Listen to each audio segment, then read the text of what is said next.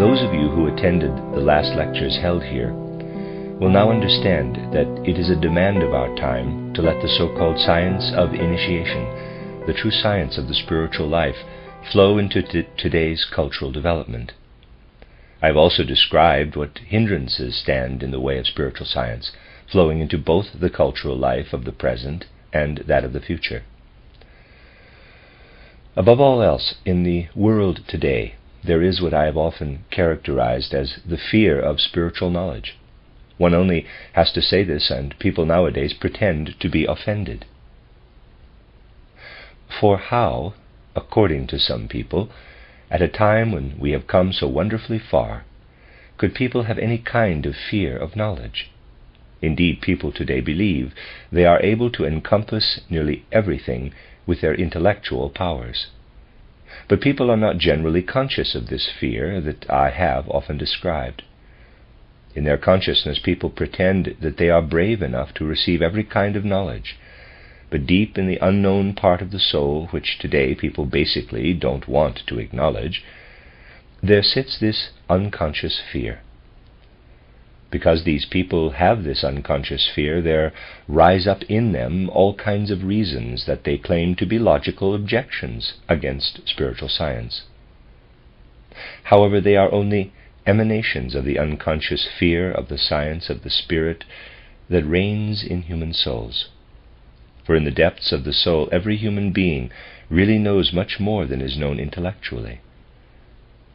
We do not want this knowledge, rooted in the depths of the soul life, to rise to consciousness, because we are just afraid of it.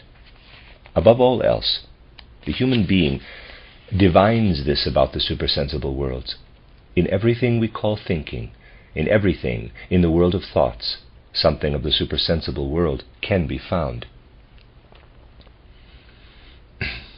Even materialistically minded people of today cannot always rid themselves of the suspicion that something is indeed contained in the life of thought that points somehow to a supersensible world. But at the same time, people also suspect something else about this world of thought, that this thought life is related to actual reality, in the same way an image seen in a mirror is related to the reality being reflected. And just as the image in the mirror is actually nothing real, so the human being should also admit that the thought world is not a reality. In the moment that the human being had the courage, the fearlessness, to admit that the thought world is not real, the person would also be seized by a longing to know the spiritual world. For we surely would like to know what is actually real behind what we only see as a reflected image. But now I must point out that what I have just said has an important polar opposite. If by means of spiritual science we cross the threshold into the supersensible, then everything we experience here as sensible reality is transformed to a mere picture, an apparent image. Just as here on the earth the supersensible world is a mirror image, so is the earthly world only present as a mirror image in the supersensible world. If we speak out of the science of initiation, we must therefore, of course, speak of sensible reality only as pictures. When we speak this way, people feel that the world, where they can stand so comfortably, breathe in so comfortably, see so comfortably without having to do anything about it, except at most to open their eyes in the morning and to rub them a bit, is just turned into a picture. When people feel this, they begin to feel unsafe. They begin to feel about as unsafe as someone who has come to the edge of an abyss and is seized by dizziness and fear. On the one hand, a person would have to feel that thinking here in the sense world is merely a collection of images, and on the other would have to feel, but gets over it because of the unconscious fear, that what tells of a supersensible world makes this world into an image. Now, of course, not everyone today can easily experience what someone who enters directly into the world of initiation has to go through. Those entering the world of initiation must not only recognize what all people today should strive to recognize, but they must also live in it. They must live in it the way one lives with one's body in the physical sense world. That means they must actually, so to speak, as a substitute, experience what one goes through in the physical sense world at the moment of death. They must become able to live in a world for which the physical, sensory, human being is not suited at all. Even when we only cut our finger a little, we feel a certain pain, an uncomfortable feeling. Why do we feel something uncomfortable when we cut our finger? Well, for the simple reason that the knife certainly cuts into the skin, muscle, and nerve, but not into the supersensible etheric body. When the finger has not been cut, then our etheric body matches the uncut finger. When we have cut the finger, but cannot cut the etheric body, then the etheric body no longer matches the cut finger, and therefore the astral body feels pain. The pain comes from the mismatch with the physical corporeality. When the human being steps across the threshold of the supersensible world, then the physical body is no longer attached to all the other bodies. Then the person gradually feels in a larger way something like what is felt after a finger is cut. And this, my dear friends, this we must imagine the person feeling to an unlimited degree. Now, of course, one can hardly imagine what would come over people of the present day, who are often so brave in their consciousness, often so woeful in their souls, if they were suddenly to be able to live in the supersensible world, and if they had to endure all that comes from being unfitted for this supersensible world. Present-day humanity has come so far that they can comprehend everything related by those who know about the life in the supersensible, and this is an absolute necessity for the healthy human understanding of the present day. For only the knowledge of the supersensible can enlighten us about everything surrounding us today in such a chaotic and devastating way. Indeed, we live in a world where we must say about the things that appear and occur, they cannot continue to be. They must undergo a transformation. But present-day humanity cannot at all see through what actually lives around them, because one can only see in this way through the knowledge of initiation. One can only do it by being able, above all else, to compare the life of the present with all the influences that in the course of centuries, of millennia, have deeply affected the development of humanity.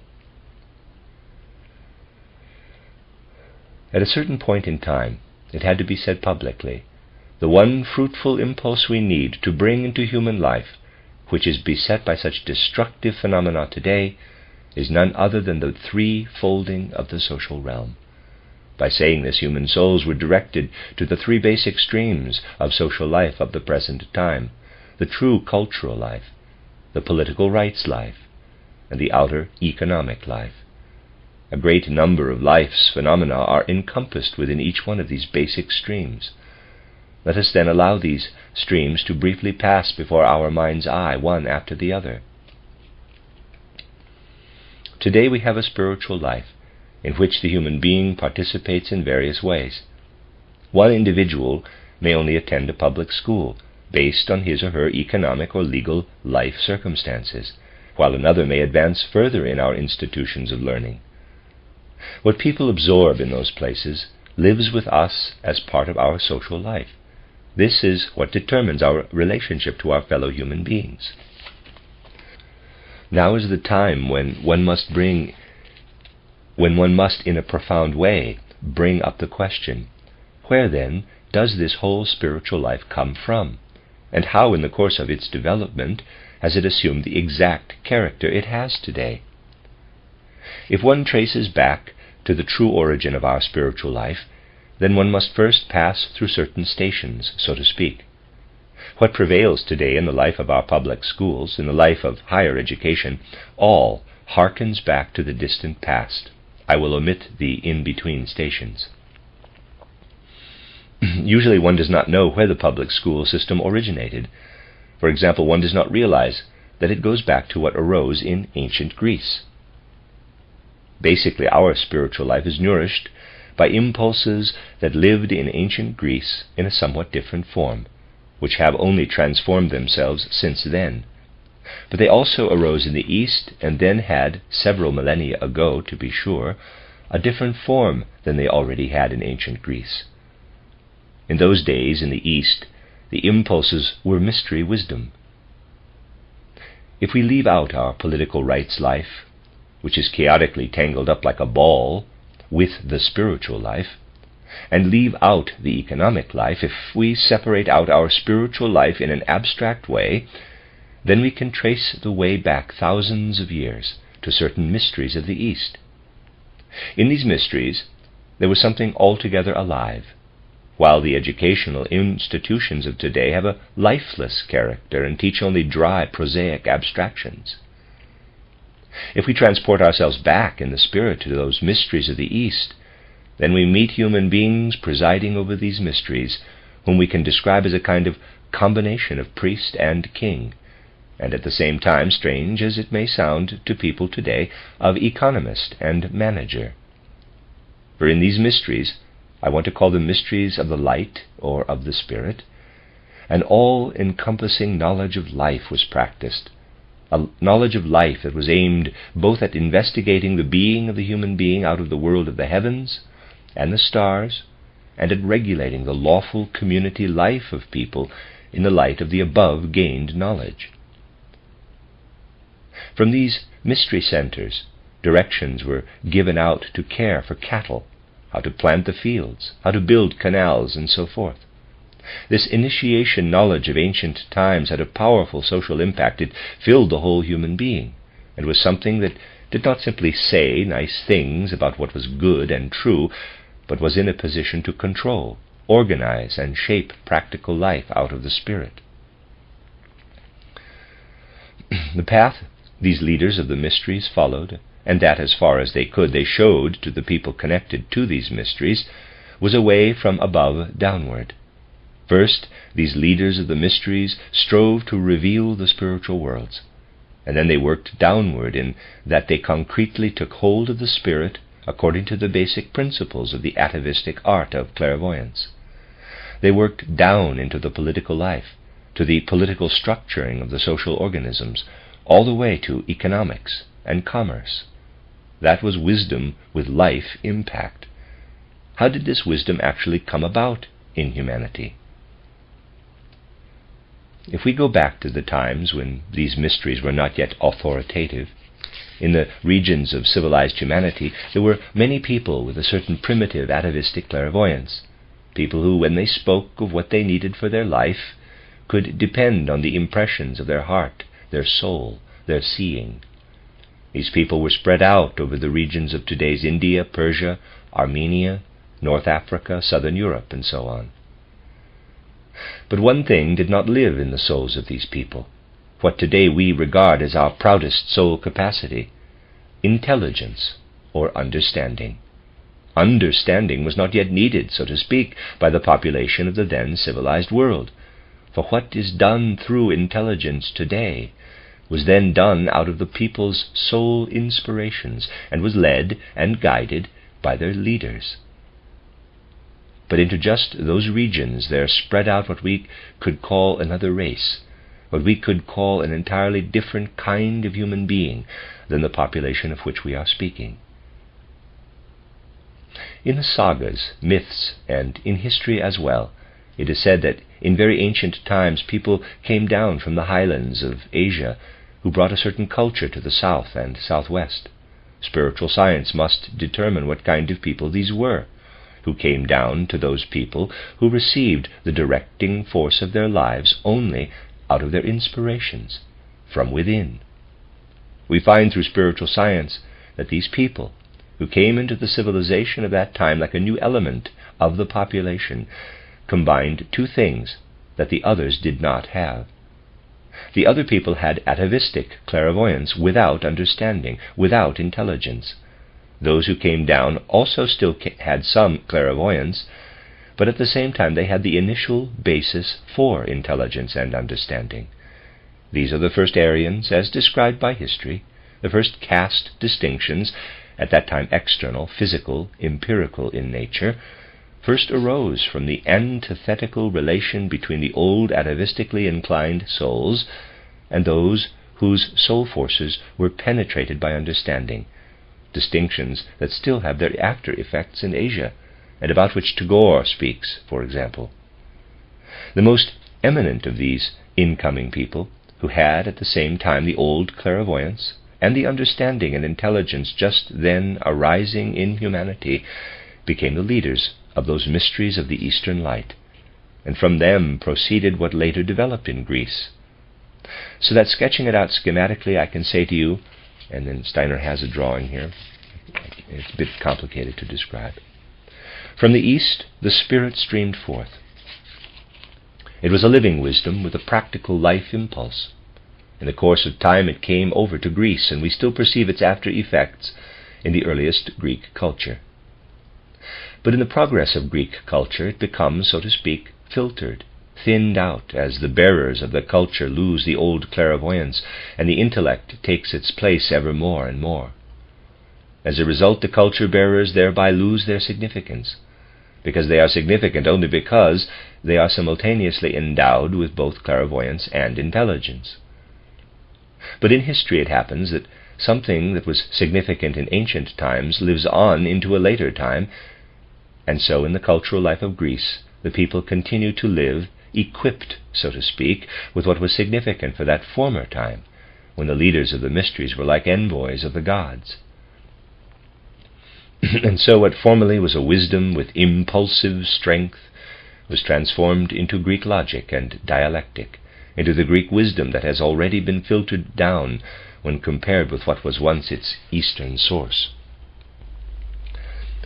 At the time of that wisdom's Eastern origin, one knew exactly why there were people who paid attention when the leaders gave their directions in the field of economics. But in Greece it had become a division into masters and slaves. The division between people still existed, but its deeper significance was gradually lost. The Greeks still had something of much greater significance that they at least knew came from the old mysteries, but that was filtered down even more on its way into our cultural life of recent times. For there, in our recent cultural life, it has become completely abstract. Today we deal in abstract knowledge, and do not find a connection anymore between this abstract knowledge and outer life. This cultural current came through Greece and proceeded into our colleges, high schools, and elementary schools, and into the whole popular spiritual life of modern humanity. And today we can observe a peculiar phenomenon. Among the people who wander around us today we meet those whom we call the nobility or aristocrats.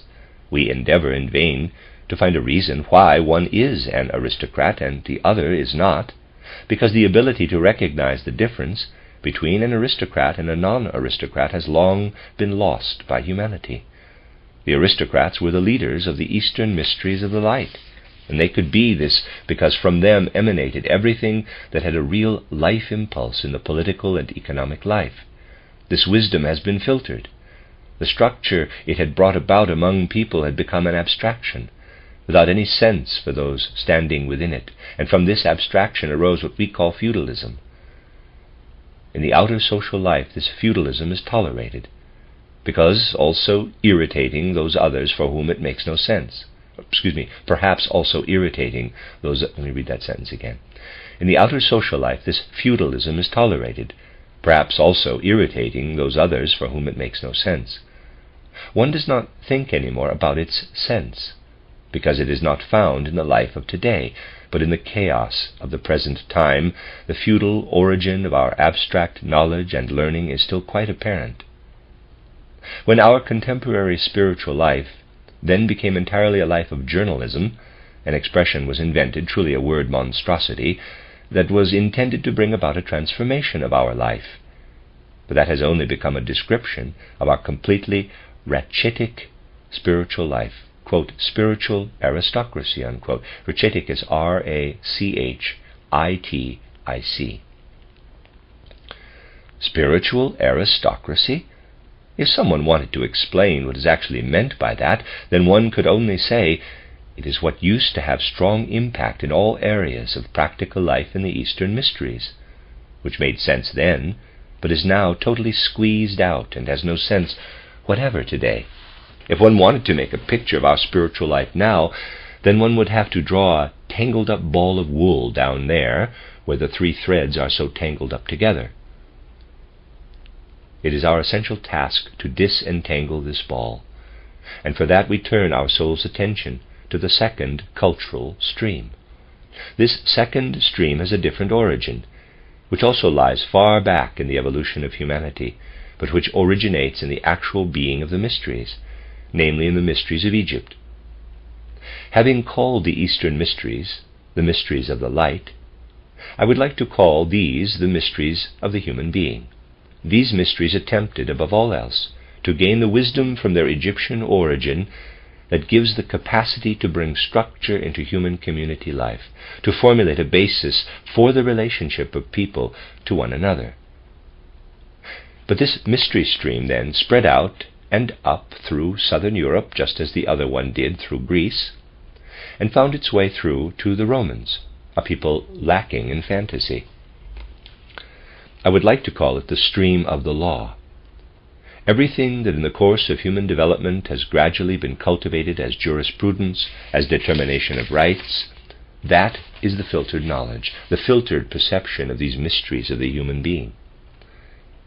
The second thread within our cultural ball has reached all the way to us, but very, very changed, very metamorphosed, having passed through Rome and its absence of fantasy. We cannot understand contemporary life if we do not see that so far human beings have remained unfruitful for the life of the Spirit and the life of rights. If we do not see that humanity received the spiritual life after it had made the long journey to us from the Eastern mysteries through Greece, and the rights life after it made the long journey to us from the mysteries of Egypt by way of Rome. One could point to many phenomena that would be proof of contemporary humanity's unfruitfulness, but we need only look at the path taken by Christianity. When it was time for Christianity to appear upon the earth, where did Christ Jesus have to appear, so that what he had to give to the world would find a way? He had to appear in the East. He had to place what he had to give to humanity into what lived in the East. The mystery of Golgotha is a fact. What people know about it is still developing. What was said about the mystery of Golgotha was clothed initially in everything that still remained from the mysteries of the East. The mystery of Golgotha was surrounded by the knowledge and wisdom of the Eastern mysteries, and people attempted to understand it with this wisdom. That is about how we still find Christianity at the time of the Greek church teachers. One can also point to still another phenomenon. When the completely spiritual, barren Western culture sought for spiritual refreshment in the person of one of its representatives, what did it do? Some people from England and America got together and took the wisdom from the defeated and enslaved folk of India. That is, they recently went over to the East to search for what had remained as a last remnant of that spiritual stream. Hence, it was Theosophy, with an Anglo-American coloring, which wanted to draw from this source, but in its current condition. It is the barren state of contemporary spiritual life that stands out most strongly just in the Western countries. And the second stream is the one that has a political legal character, which went through Rome, and is the origin of our life of political rights. This stream only flowed into our legal system through a side branch, and continues to work in it, so that in many ways what flowed into our culture in the form of spiritual life was received in a roundabout way from the Roman political juridical system. Even Christianity, which spread itself out in the West under Roman influence, took on the form that was determined by it. What then has become of the religious element as a result of passing through the transition point of Rome? It has become the great jurisprudence called the Roman Catholic religion. There, God, with his lesser gods, is altogether a being who rules according to Roman legal concepts only in the supersensible world. The concepts of sin and guilt are stuck in there, which are actually judicial concepts that were not contained in the mysteries of the East or in the Greek view of life. These are judicial concepts of the Romans. It is a religious stream totally tied up in legalisms.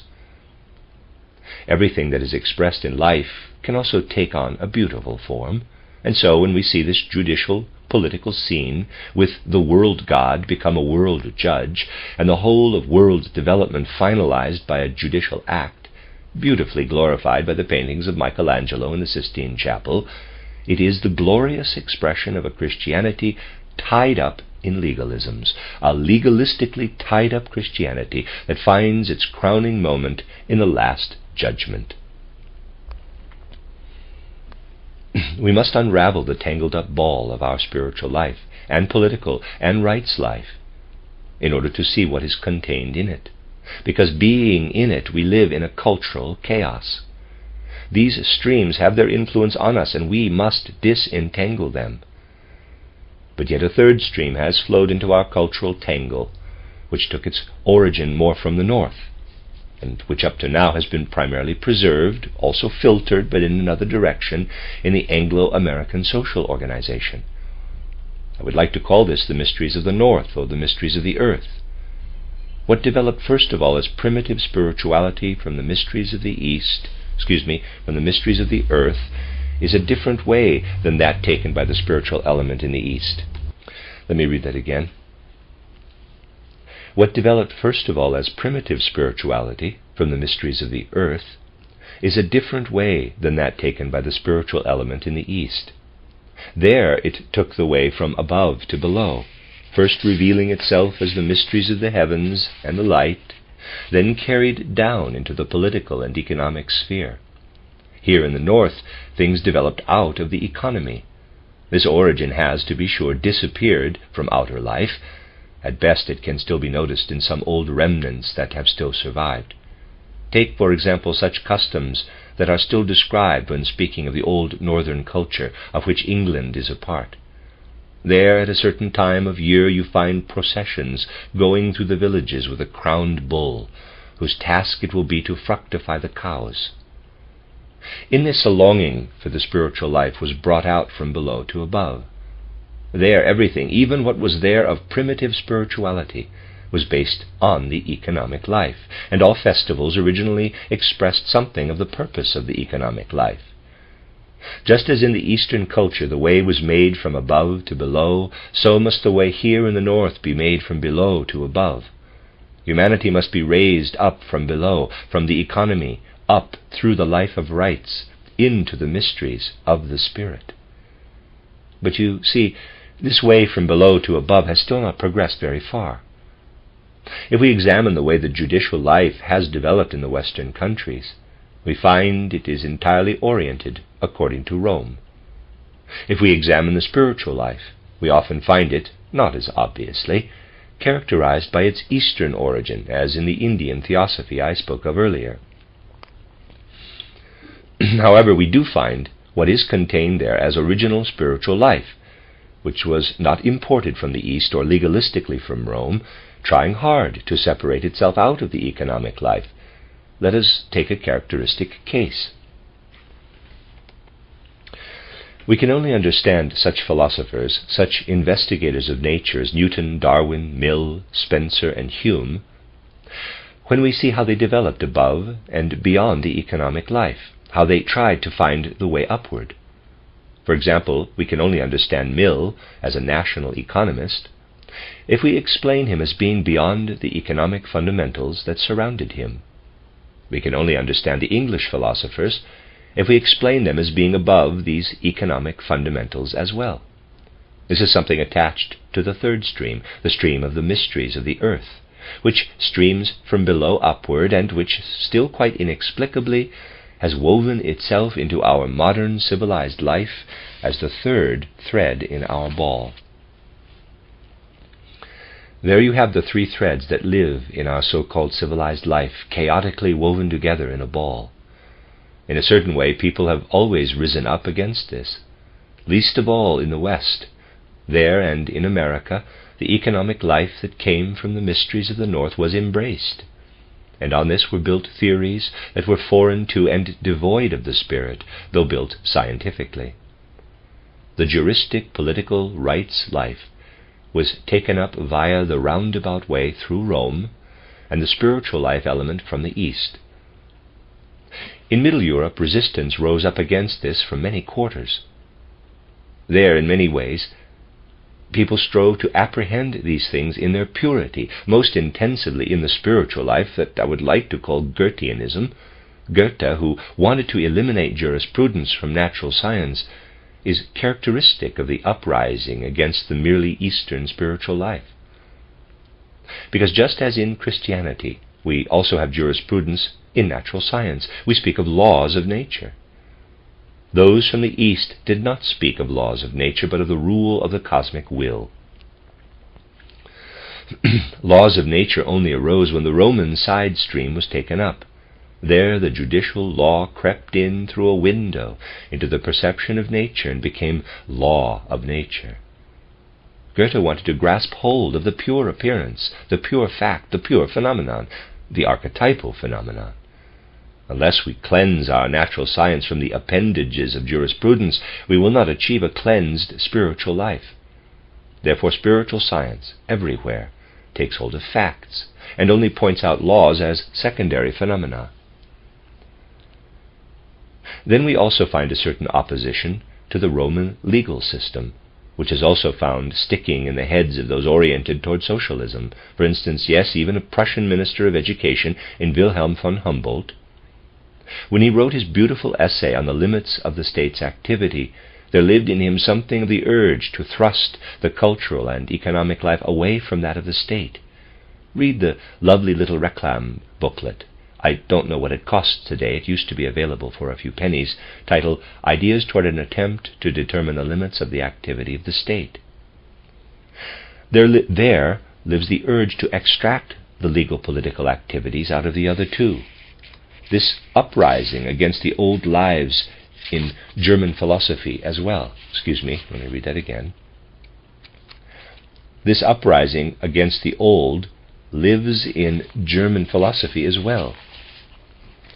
But health and healing can come into this cultural development of humanity only if we develop a healthy view of what the knowledge of initiation can give us concerning the origin of our cultural life. Particularly in Eastern Europe, perception takes place through the feelings, and there one always perceived the necessity of the three elements living together in our present cultural life. For of these three streams, what came from the north, came to expression most characteristically in the West. There the economic life drowns out everything else. We can see the legal aspects particularly in Central Europe, and we find a great deal of the mysteries of the East, of the light, in Eastern Europe and in Asia. There, where we still come across the caste system, we still find something of the idea of the old feudalism coming from the spirit.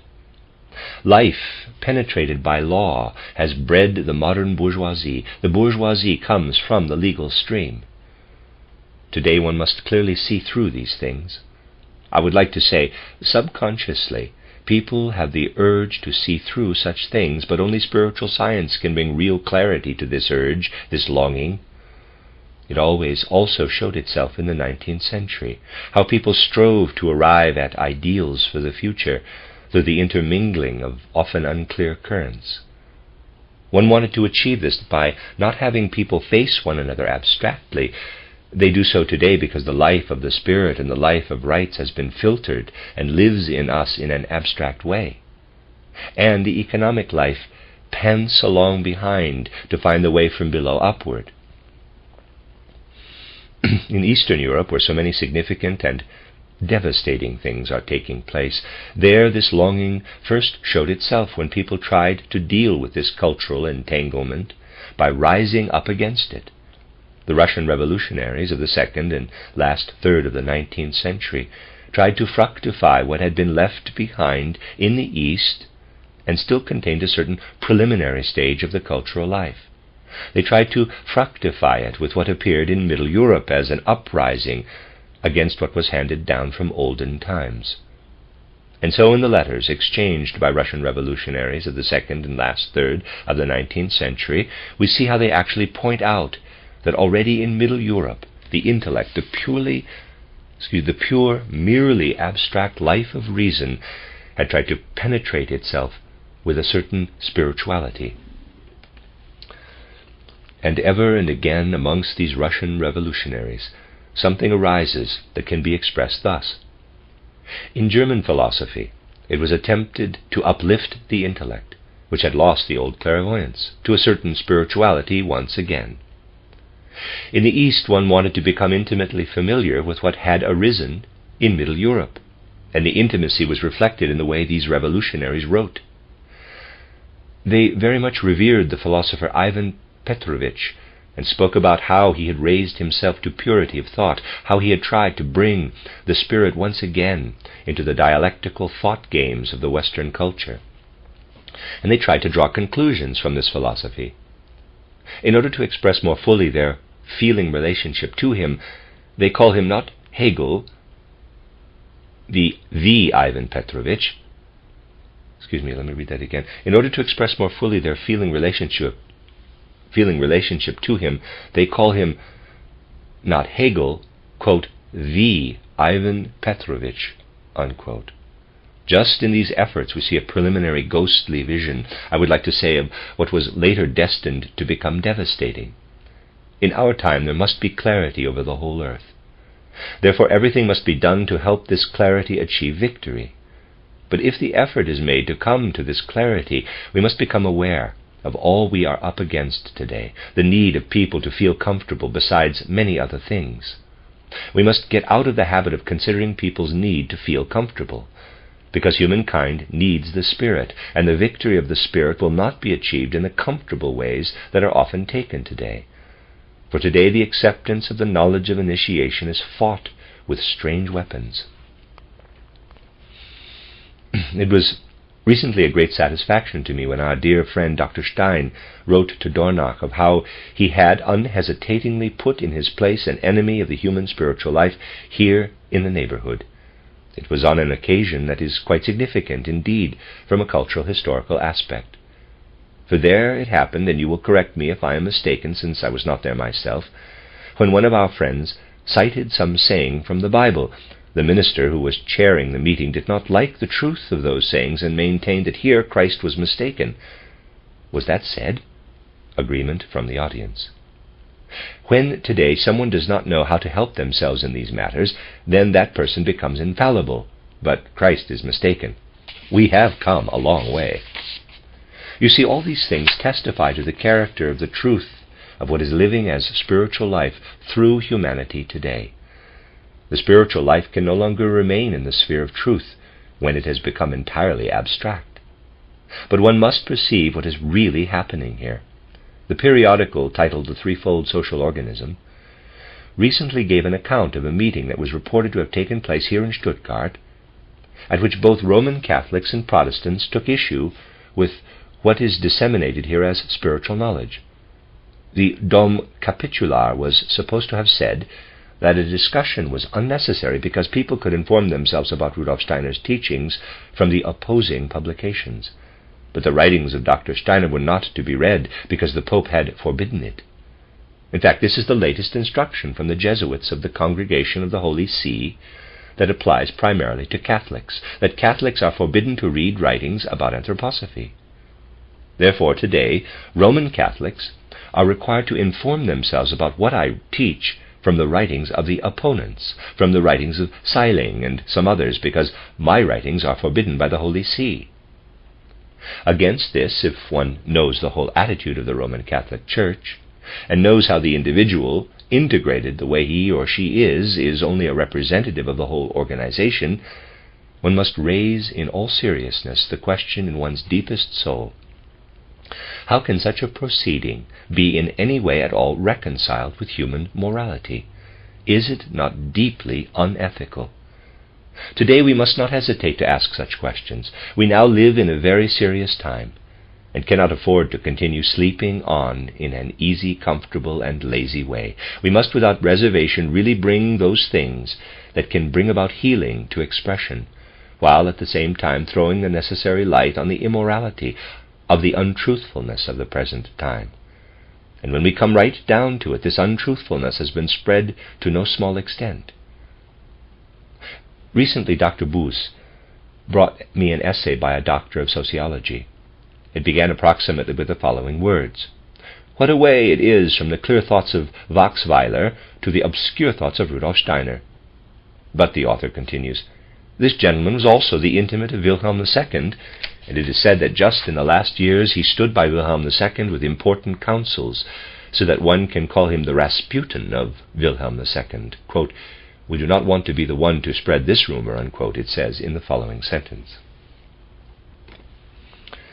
There you can learn two things. First, the moral degradation of such a person, who makes himself the bearer of this rumor, and his wonderful logic when he says that in spreading this rumor before his readers, he is not the spreader of this rumor.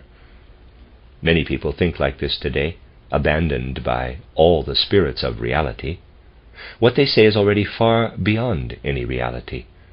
For I cannot say, I say something in that I don't say it. For Monsieur Ferrier, who wrote this, creates that kind of a model of the human being. One cannot have anything to do with such morally depraved individuals. I could only determine, and I hope it will be thrown in his face, that I had the following connections with Wilhelm II. First, I once sat in a theater in Berlin, perhaps in the year 1897, upstairs in the first row, and in the middle of the theater Wilhelm II sat in the royal box, and I saw him at a distance of about from here to the end of this hall. The second time I saw him was when he walked behind the coffin of the Grand Duchess of Weimar, quite a long way off.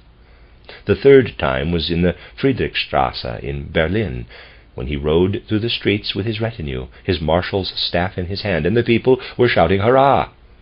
These were all my connections to Wilhelm II. I have not had or sought any others. In this way today, assertions are made, and some of what you read, fixed on the paper with black printer's ink, is not worth any more than this dirty rumor, which is used today to make a heresy of anthroposophy in the Catholic countries. Today one must go to the source of things. Today it is not enough just to accept the things that are said, but it is necessary that people accustom themselves to going to the source of what is said and asserted.